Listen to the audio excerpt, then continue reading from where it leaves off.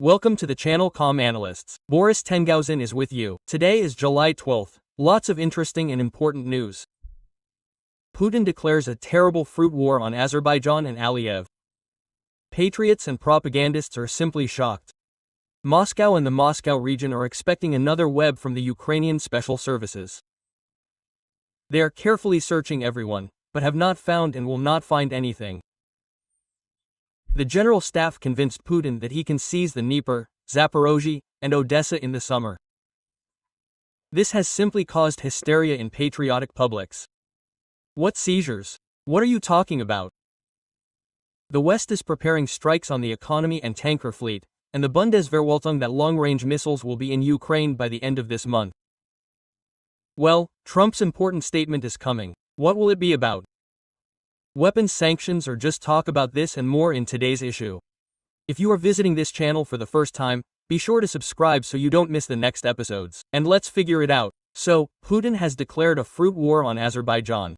Russian authorities are increasing pressure on suppliers of fruits and vegetables.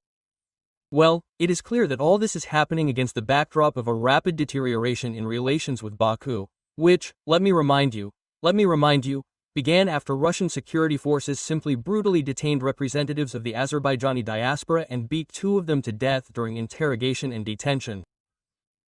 So, on Thursday, Putin decided to deal a crushing blow to Aliev. On Thursday, Roskosnadzor employees blocked 18 tons of peaches and nectarines from Azerbaijan. Take that, Aliev. Didn't expect such revenge. This is how you will learn how to mess with Putin and Russia. What a pathetic person this Putin is. And, he started from a position of strength, when Aliev reacted harshly. And he says, okay, let's settle this. No apologies though, as always. He sent his representative Kurenkov to Baku. Aliev did not receive this representative Kurenkov, of course, because what did Russia want? Putin, like a classic thug, understood that the attack did not happen, this attack. Aliev gave a tough rebuff, so let's do everything quietly, let's settle this, let's somehow not apologize, well, somehow compensate with money. That's how they always act. But Aliev decided not to receive Putin's negotiator this time. That's why Putin declares this terrible fruit and vegetable war. By the way, everyone in the Z publics is in shock. They just say, what are you talking about? This is how we are talking about load, this is how we will answer. And I will remind you, this is the second segment of the war. Do you know what Putin did first? He did nectarines. Wait a minute, that's half the trouble. Initially, claims were made against tomatoes. They began to find, pay attention, the South American tomato moth, the Eastern fruit moth. It was the Russian Agricultural Supervision Service that found this tomato moth, the Eastern fruit moth. The season, when the Potomac ended, they decided to move on to nectarines. Well, that is, it all looks so pathetic. I will remind you, these tomato sanctions, they have already become a household word. This was after the story with the Turkish, or rather with how Turkey shot down the Russian Su-24. One of the most indicative episodes, when Turkey shot down the Su-24. One pilot was shot from the ground, the second was saved. Well, in general, he gets the most severe, resounding slap in the face from Erdogan Putin, but in the end he introduces these tomato sanctions, decided to turn on his vegetable diplomacy. That's all for you. By the way, this was the first case, in my opinion, well, in 50 years, when a NATO plane shot down a Russian one, well, earlier it could have been a Soviet plane. There you go. That's why everyone thought, now Putin is gone, now Turkey is screwed, now, listen, I think, it's not for nothing that they call him a moth. That is, maybe for him the most terrible sanctions really are, that is, this ban on the import of vegetables and fruits. If they had also banned fur coats, then I think that would have been a blow below the belt. And I think, no, that would have been too much. What are you talking about? I started Googling, and what do you think? Indeed, after the downed Russian fighter, they hit the import of fur coats from Turkey through customs and certification barriers. So the puzzle came together. That is, it was not for nothing that I remembered Turkey and not how Erdogan simply hit Putin with a delay. And the same Erdogan made it clear to Russia that if necessary, Turkish bases could appear on the territory of Azerbaijan. So far, there is no need for them. And what are Turkish bases? They are the bases of a NATO country. I congratulate all Russians.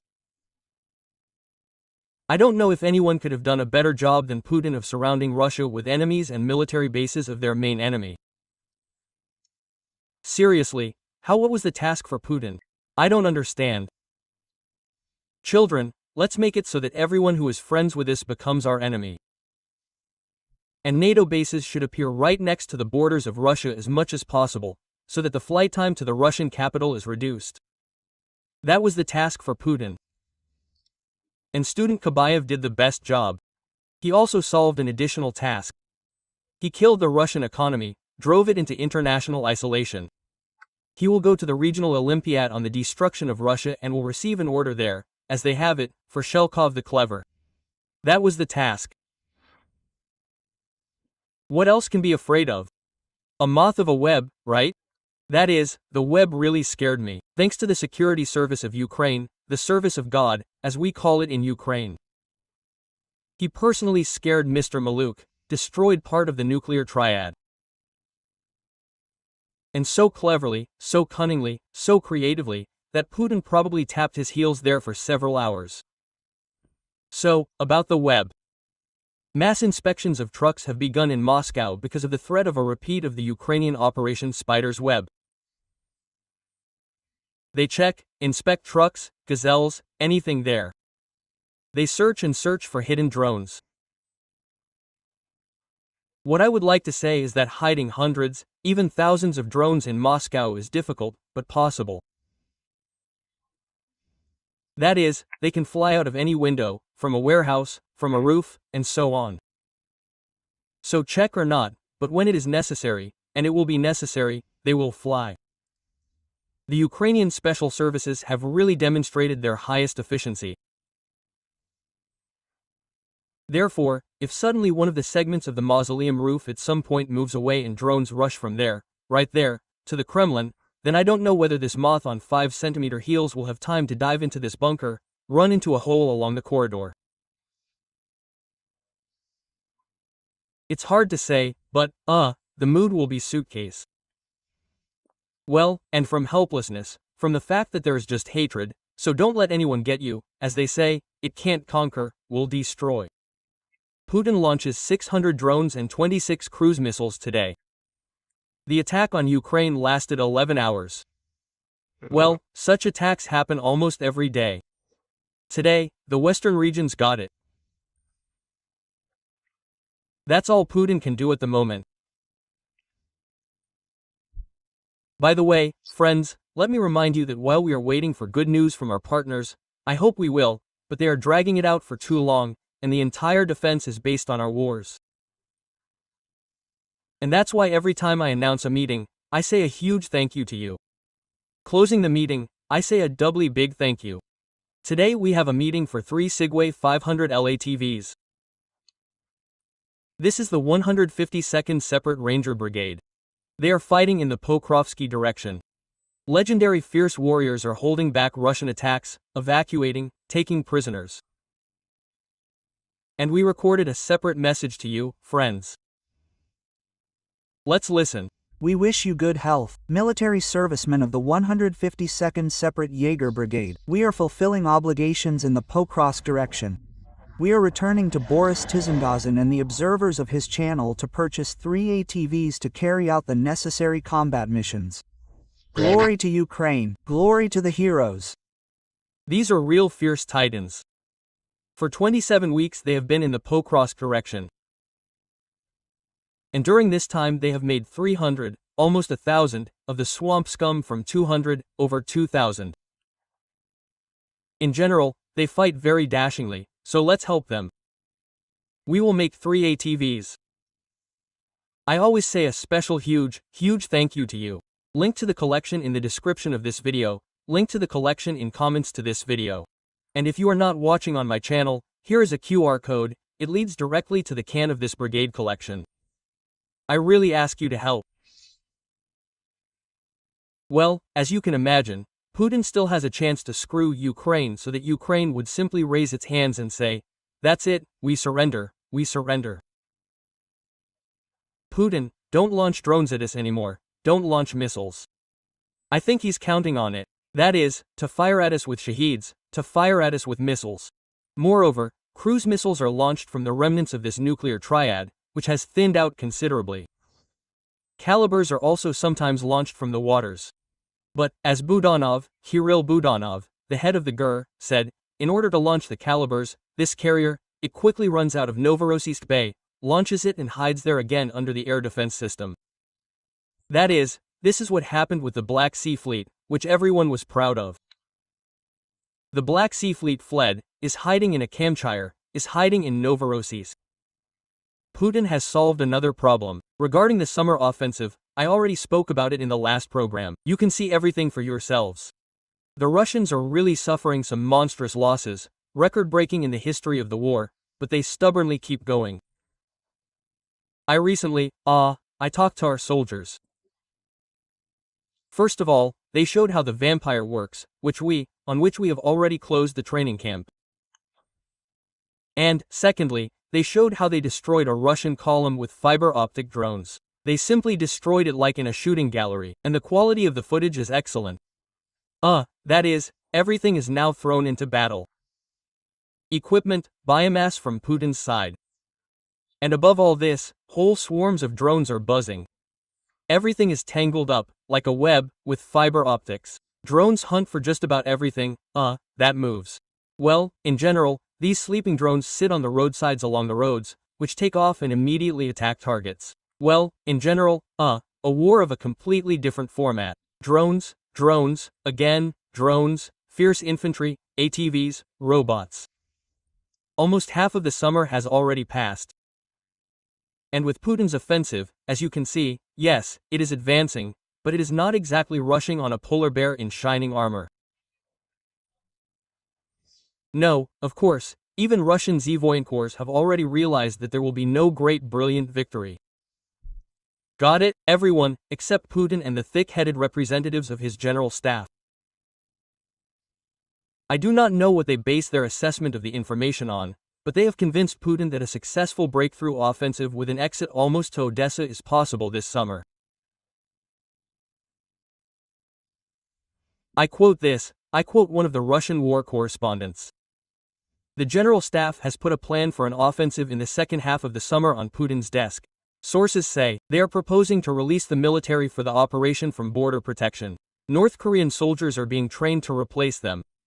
The Chief of the General Staff personally reported to Putin about the readiness for a large-scale phase of the operation in the coming months with an exit beyond the new regions.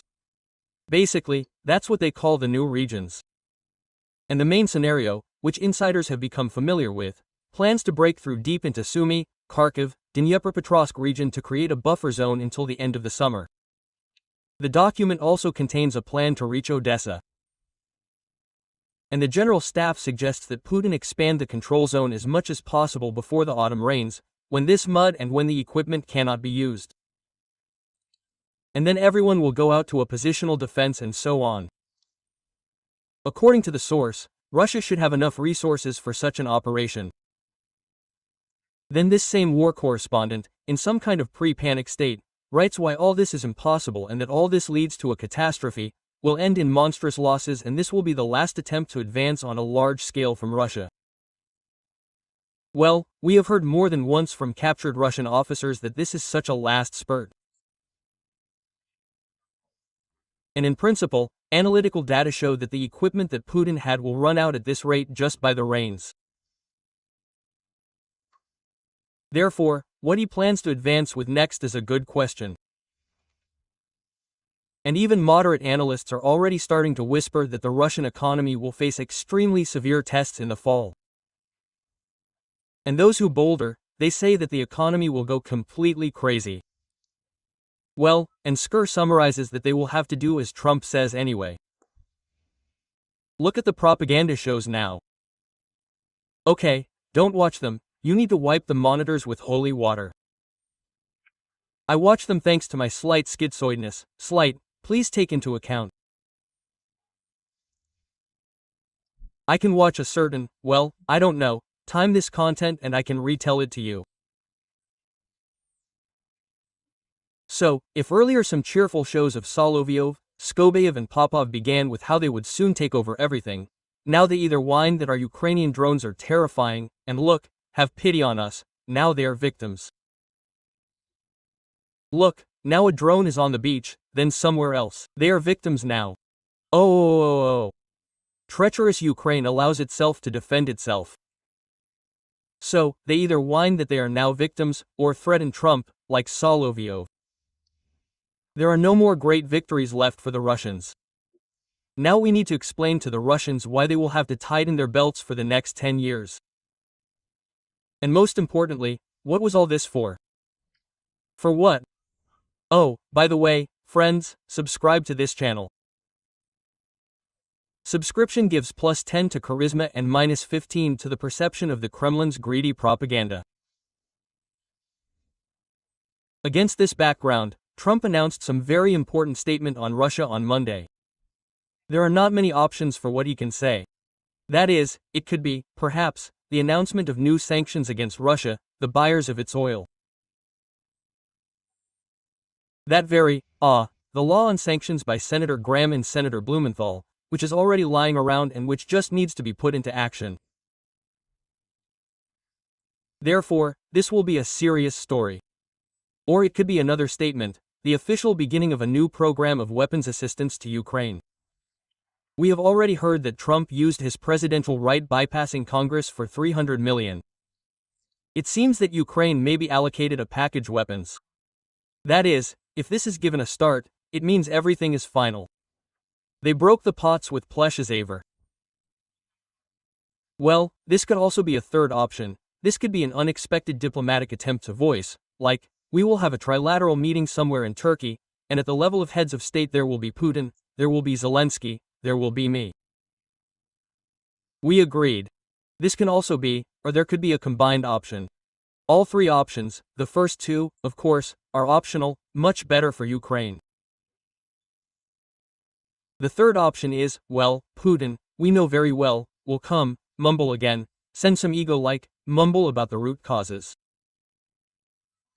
Now let us continue there at the level of heads of the Ministry of Foreign Affairs, then we will talk, chat, as he likes it and so on. Understand? Of course, we are satisfied with the options of sanctions, new supplies. However, it is possible that the cunning Kabayev will again say, let's abandon the negotiation format and say, that's it, we've already agreed, we'll show the memorandums now, there's something else there now, and so on.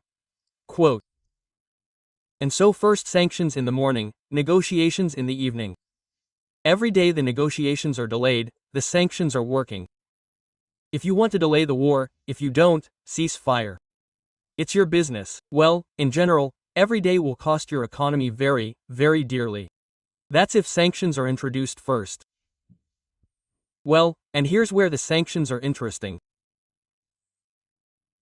As soon as this issue became active, an abnormal number of publications appeared about how, prices will fly into space, how this will hit world markets, how there will be fever, how it will have an extremely detrimental effect on the market.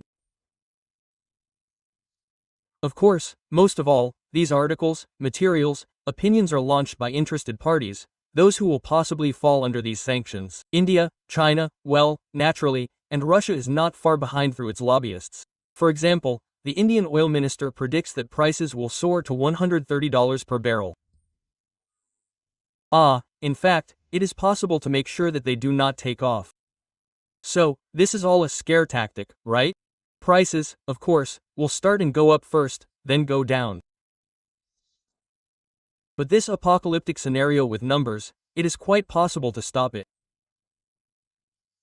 That is why India is the largest buyer, let me remind you, of Russian oil after 2022. Naturally, they are interested in these sanctions not being introduced.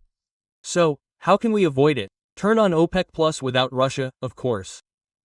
Saudi Arabia, the United Arab Emirates, Iraq, they have free capacity of 3 to 4 million barrels per day. And there are reserves of strategic reserves. The US and other G7 countries have already used this mechanism in 2022.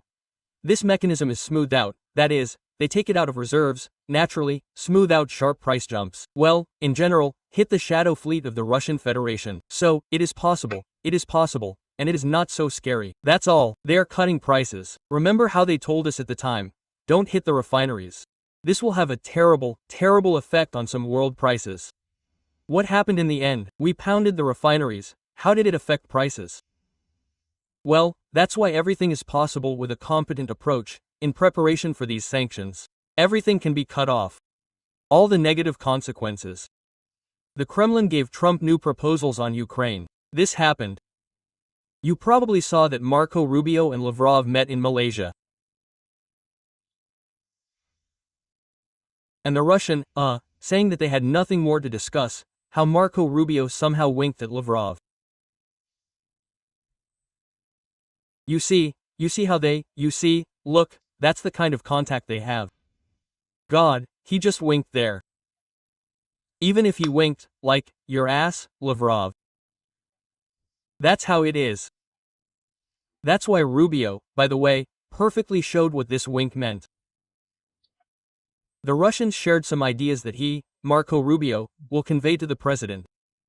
And, of course, we will see what the president will say. But, according to Marco Rubio, all these new ideas, well, we will see them. Somehow, the Russians' attempts to slip something new, to stall for time, are not very impressive. At first, of course, they were listened to. Remember the 12-hour meeting of this FB guy, after which the American side left and did not know what to say at all. That is, their culture of chatter is at the highest level. That's it, Putin, and now what rhetoric? Putin is done, not a bro, he has gone crazy. I am disappointed. Putin is throwing us. These are all Donald Trump's words. Therefore, sanctions are at a low start. Trump's aid package, bypassing Congress, is also on the table.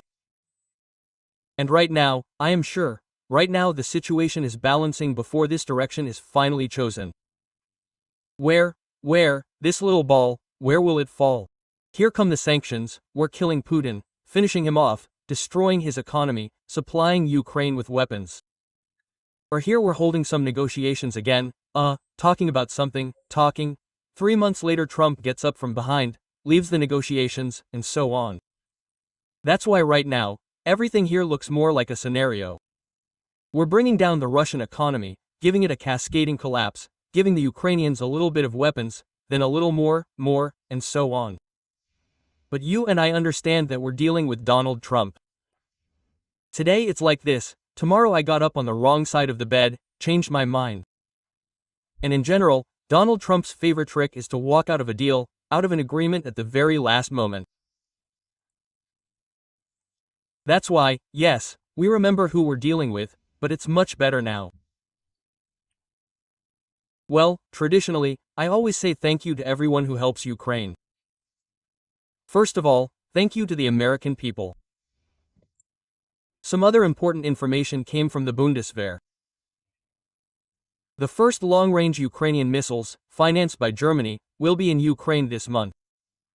This is another argument, by the way, why Putin is in such a hurry. More precisely, one of the arguments. There is also Ukrainian ballistics on the way, which has already been tested on specific Russian objects. There is also a coalition of drones there in production, but now there are no details, in general. And there is also Putin's budget deficit by the end of this year from 5 to 7 trillion. So that's it. Well, and classically, what does a budget deficit look like? We are done, sanctions are only better for us. We are innovative. Putin has ordered some super spare innovation. The Russian government is cutting spending on high-tech industry by 5 times due to budget problems. Plans to revive the microelectronic industry have fallen victim to the sequestration of the Russian budget. You see how it works.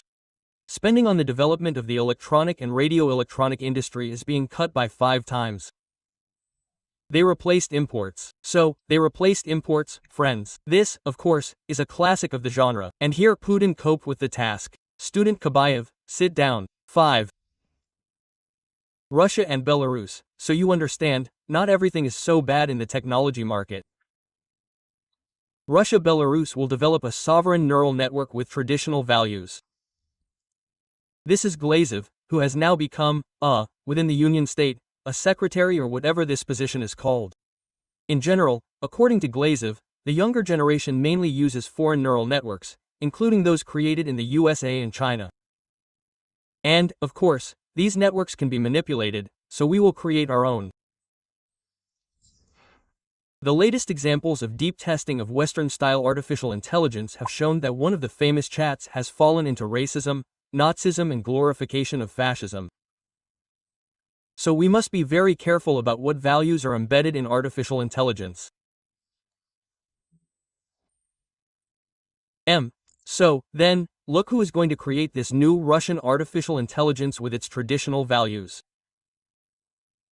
Well, of course, Putin, yes, who does not use the internet. The cyborg Komsomol member is Matvienko, Kolya's dad, aka Colin, Dad, Lukashenko, who said, by the way, that the internet is a garbage dump, only young people go there. This is a verbatim quote. And he also said that I don't use this iPhone of yours at all, because it's intelligence. They're watching. Medvedev, uses it, by the way, he hasn't shown his phone lately, but I think he does. No, he doesn't use this Russian Yoda phone. But these advanced Navtoli characters, they will be creating artificial intelligence with blackjack and traditional values. By the way, whenever Lukashenko is mentioned, bots have been running up lately. I think there are some KGB ones, I don't know, maybe someone on contract there, who periodically start saying, at least we don't have a war like you have in Ukraine. Poor, but clean, and in general, Lukashenko is the best czar. Leave us alone. You see, they still have to spend their energy on YouTube now, as Lukashenko said, right? And you know what Lukashenko said about YouTube? Who is this YouTube? Who finances it? Who gave it the right? YouTube, who gave you the right? In general, friends, we believe in the armed forces of Ukraine. We are grateful to all our partners who help us. And we support our soldiers as much as possible. Take care of yourself, subscribe to this channel, support the collection if possible. Have a calm day to all of us and, of course, glory to Ukraine.